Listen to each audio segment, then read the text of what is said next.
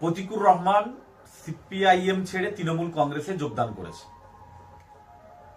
তো যে কেউ রাজনৈতিকভাবে দলবদল করতেই পারে, এটা তার ব্যক্তি স্বাধীনতা, এটা তার গণতান্ত্রিক অধিকার।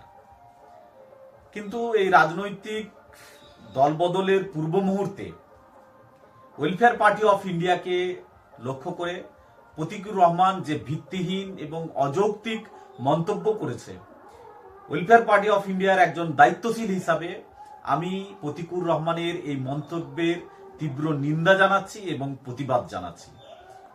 আমি মনে করি প্রতিকুর রহমান এটা উদ্দেশ্য প্রণোদিতভাবে ভিত্তিহীন এবং অযৌক্তিক মন্তব্য করেছে।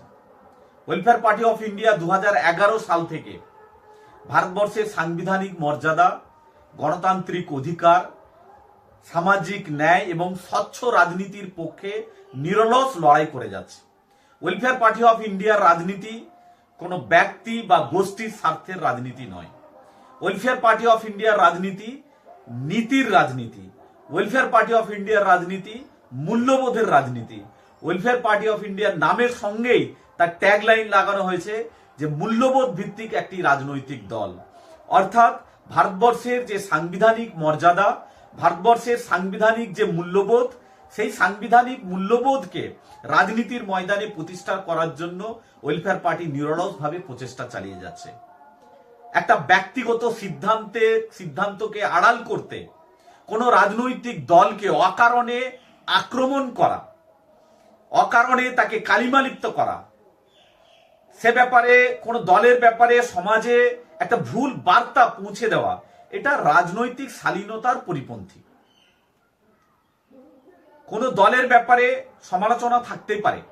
আমি প্রতিকুর রহমানের কাছে বলতে চাই, যদি ওয়েলফেয়ার পার্টি অফ ইন্ডিয়ার কোনো নীতি সম্পর্কে, কোনো কাজ সম্পর্কে, কোনো অ্যাক্টিভিটিস সম্পর্কে, তার উদ্দেশ্য সম্পর্কে, তার সংবিধান, এগুলো নিয়ে যদি তার কোনো সমস্যা থাকে, কোনো আপত্তি থাকে, তাহলে তথ্য প্রমাণ সহ সে আলোচনা করুক। আমরা নীতিগতভাবে খোলাখুলি আলোচনা করতে আমরা পছন্দ করি। আমরা ওয়েলফেয়ার পার্টি অফ ইন্ডিয়ার পক্ষ থেকে প্রতিকুর রহমানের কাছে আমি সরাসরি প্রশ্ন করতে চাই যে ওয়েলফেয়ার পার্টি অফ ইন্ডিয়ার কোন কাজটা তার আপত্তিকর, তার কাছে কোন কাজটা আপত্তিকর মনে হয়েছে, সেটা সে সরাসরি সে জবাব দিক। আমরা সেই জবাবের অপেক্ষায় থাকলাম।